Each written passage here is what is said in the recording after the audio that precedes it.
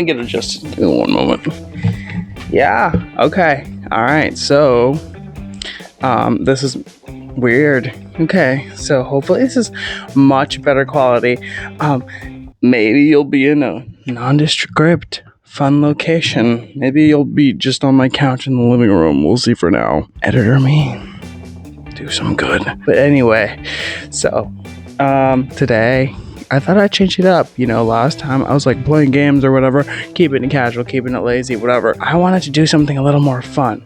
I was watching the new Fallout TV show that's on Amazon Prime, and yeah, that looks better. All right, let's keep it going. So, as I was saying, we are going to be covering, and excuse me if I don't look at the camera right the whole time. I'm getting the hang of this, all right? So give me some credit, give me some slack. I'm new to this, and I'm dumb, okay? Sometimes I can be a little clumsy. You're gonna find, yep, so who knows? I might not look at it right all the whole time. I don't know. But we're here to cover some cool stuff, okay? Watch. Okay, so, we're going to be covering basically like a pre-war history of Vault-Tec, you know, like the big boy, the big bad John of the Fallout universe. Any people who are into it will know that name. Anyone who's new to it because of the show or maybe trying out the games, you can tell that they're not great. They're not great. So we're going to cover how they came to be, what they are, and how they are. And excuse me if I have to take a second to look at my notes here. You know, I didn't type out a script. I wrote it all down. Took a couple days to write it down. It's horrible look at this. Can frame. Look at that. Horrible handwriting. Terrible handwriting. Jeez. It's mine and I can read it. Okay.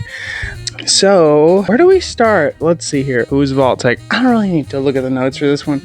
They're like this huge government contracted company that like centered themselves around like making bunkers, like fallout shelters. And the project had a name. We're going to go over that. Don't worry. We're going to do it. Let's see here. Their presence greatly like existed before like pre-war, you know. You're getting their bag. They were really getting in there, really trying to get in with the government, taking advantage of the war situation. And, yeah, so they were like, I don't know if you heard these names. I don't know, the proprietor of the Pit Boy, the VAT system, you know, it's bullet time. I don't know how does that, you want me to cover that? I can cover that. I don't know how that works. It's magic. That doesn't feel like science. It feels like magic. But whatever. Oh yeah, I wrote vaults, right, in big red letters, vaults, because they're fun. And nothing ever went wrong in a vault, ever. It's gonna be cool if I put myself in like the background of a vault or something, you know, just like sitting there chilling, vibing. Am I in frame? I am in frame. Yeah, we're doing it. Okay. And just to highlight ahead of time, the vaults weren't just vaults. They weren't just bunkers. That's already messed up, you know, the fact that there's like enough war where it's like, oh, let's make some shelters because nuclear war. It was also a thing of like, they had a lot of hands in the pot, you know what I mean? Okay. So the earliest account of them were, and this is gonna be crazy. It's like, what? I wrote that here. I wrote, what? Because these people were psychopaths. They were insane, you know. They established a university. Yeah, they established a university, a place to like get a higher education according to the alternate timeline, because yeah, Fallout has an alternate timeline. It used to be, what was it, West Virginia University in the Appalachians, you know. Yeah, Vault-Tec University was established with intent and survival in the face of imminent death. Big yikes. Okay, these people were responsible for the lives of millions and billions of people. They ran experiments, you know, crazy. In 2031, the university was rebranded to Vault-Tec University, which is like so, like, whoa, ego, buddy, but hey, whatever. Yeah, it was renamed to Vault-Tec University in 2031, which is like 40 years before the Great War and like the big nukes dropped, something like that. So crazy stuff. Like a lot of stuff happened before Vault-Tec University, or, you know, before the nukes drop in the, you know, the vaults. shit hit the fan, okay? A shit hit the fan, and nuke. I didn't want to do this early, but the fan, and nukes just went everywhere, and people just no longer lit in the here, or worse. Cue the Gary clone, you know what I mean? Like, gee, what else? Oh yeah. So in the university, they hosted many of their top executives and researchers. So like they were the top, the cream of the crop for this company.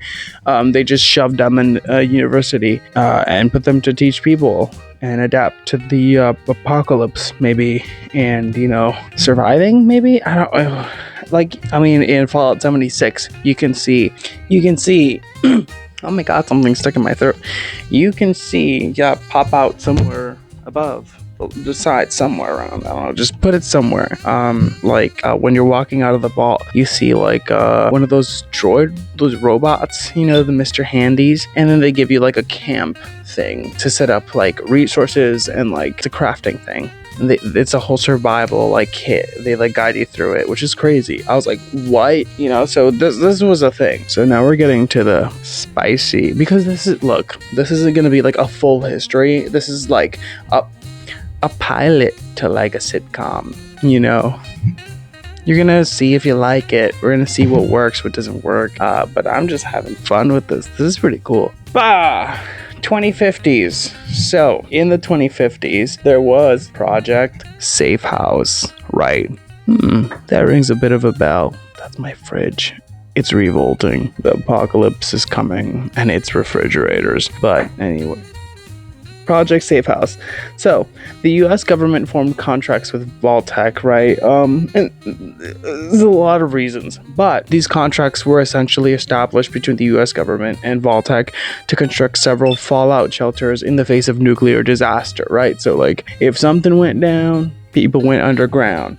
Say it with me. If something went down, people went underground. Okay, so, and then they did experiments, and then they held hands and became friends. But, like, it was great. So you might be asking yourself, why? Why would the U.S. government be like, hey, Vault-Tec, sure, do the thing. Yeah, do the thing. Yeah, please make these shelters. I trust you willingly and fully. I don't care. I don't know what your motives are. Doesn't sound like a government at all to not ask those questions or have weird, skewed ethics. Anywho, this is where the alternate history of Fallout takes place, right? So, you heard me say earlier, keep up. So, you heard me say earlier that there was an alternate history within the Fallout universe, right? So, here's a couple of things that kind of made it a little easier for the US government to form these contracts with Vault-Tec and kind of push them over the edge a little bit. Edge Runner Cyberpunk reference. Let me know if you want some of that. Okay. Checking sound. Okay. So because there was an alternate history with the US and all that, and just around the world at this time. A squeaky couch. My goodness. Okay. Hopefully I'm looking at you. I needed to take a seat. I was standing a little too long. I wasn't sure how the camera was, so I'm a little more level with it, and yeah, we can look at each other. Right, an example of an alternating factor in the history of Fallout is that instead of the USSR, like the Communist Party of Russia, the Soviet state, to like stay as an opponent of the US, is that China replaced the Soviet Republic. China actually became the US's opponent in war, right? In forming the Cold War, which was crazy, and that changed a lot of things for China. Like, they weren't able to form like economic reforms, and that affected their entire state of being. So, and there's not a lot of reports of Vault-Tec in other countries. We're going to get into that, but this kind of actually leads to nuclear war happening.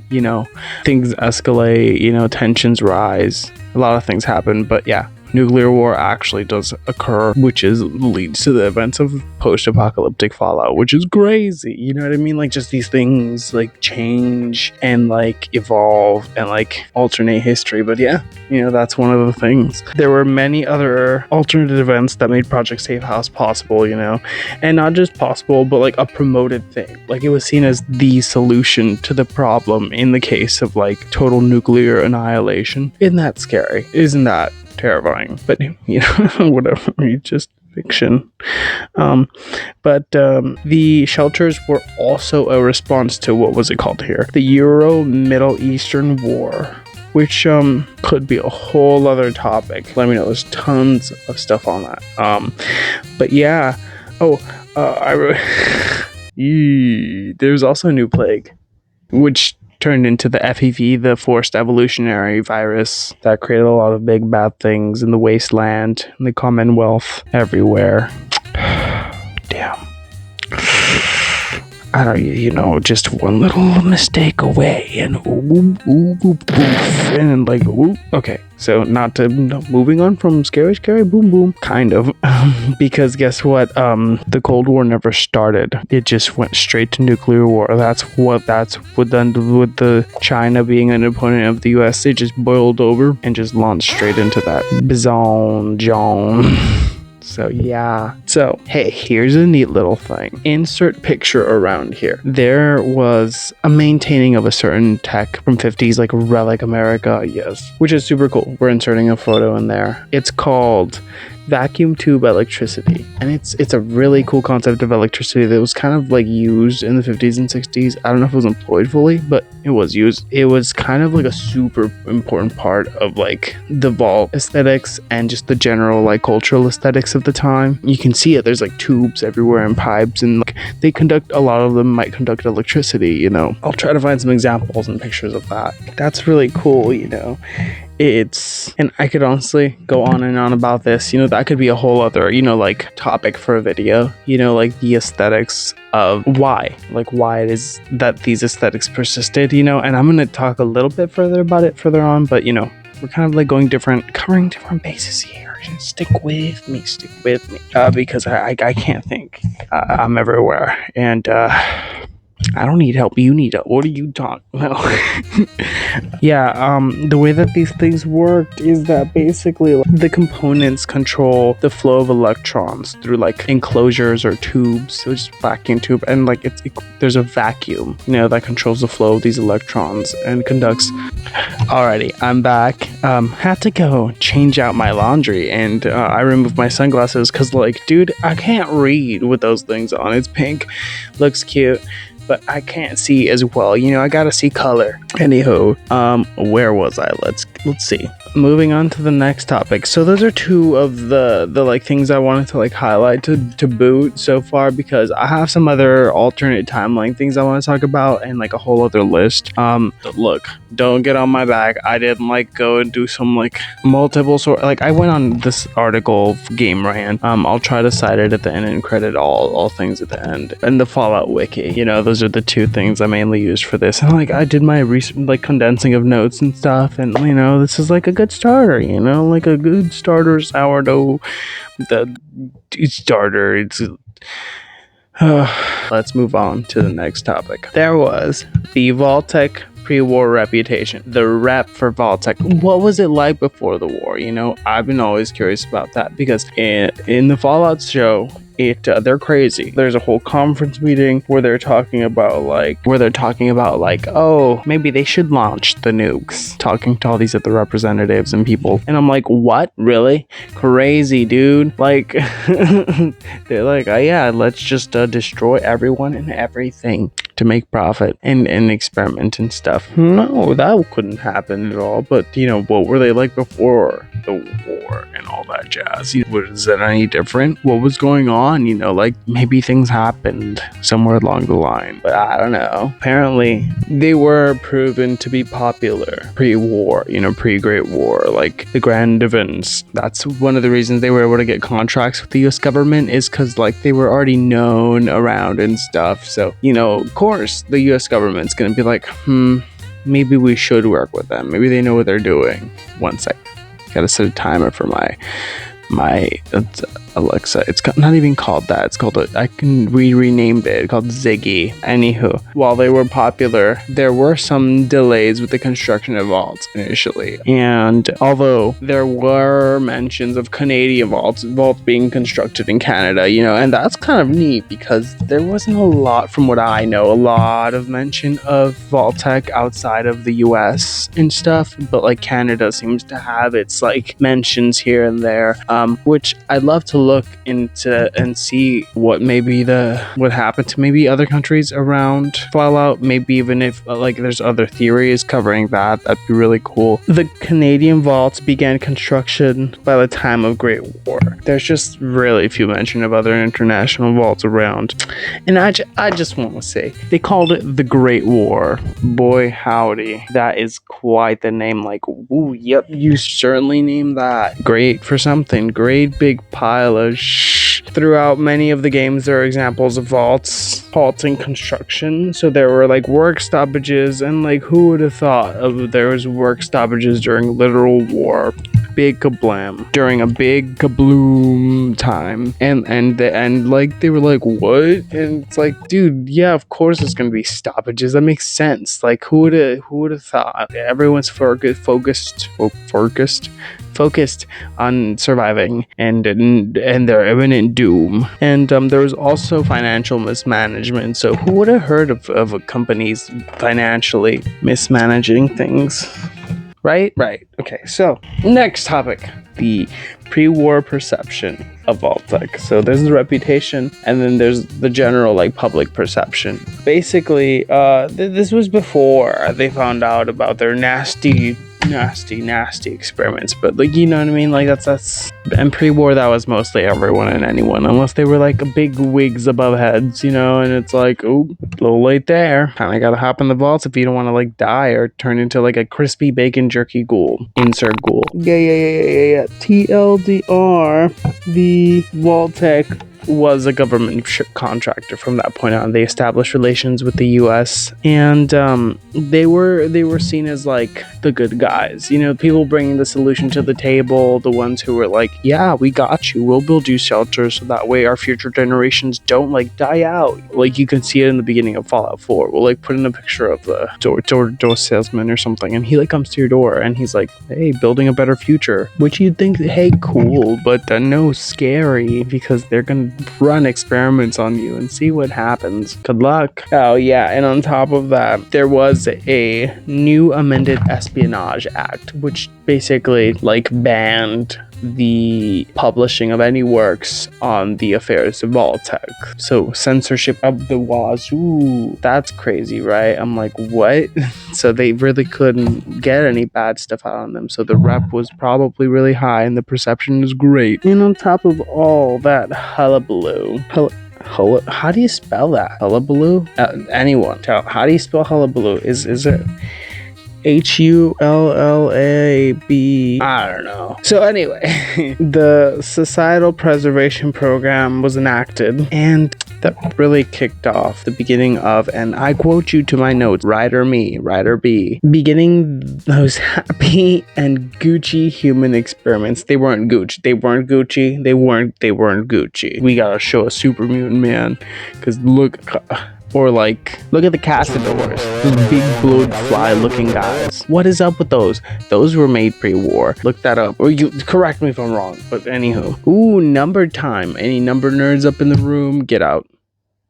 No, don't get out. Please don't leave.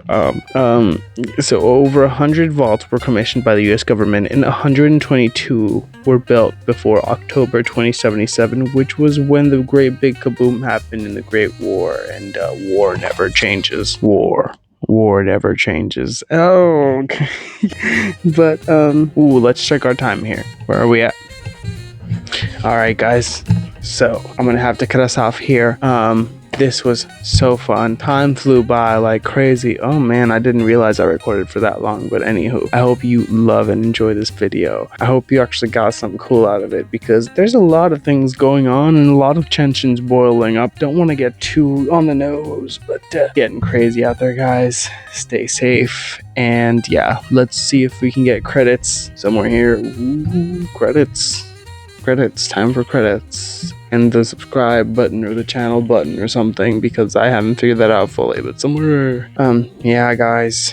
Gosh, this is gonna be a longer edit, but hopefully when it's out you enjoy it and you just have a great time. And give me any new topics, any stuff you'd like to hear about, you know, any helpful tips or whatever. Comment, like, subscribe, please, that'd be awesome. More coming soon, and you have a beautiful, glorious, great day. Bye bye. All right. Cool. Awesome.